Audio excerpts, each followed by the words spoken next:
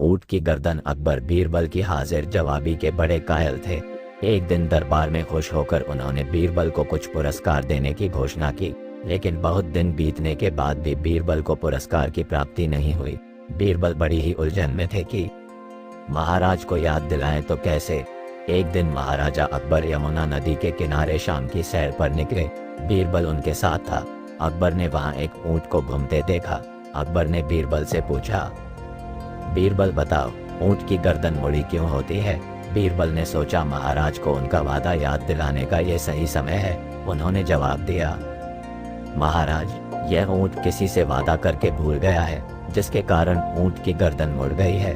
महाराज कहते हैं कि जो भी अपना वादा भूल जाता है तो भगवान उनकी गर्दन ऊंट की तरह मोड़ देता है। यह एक तरह की सजा है।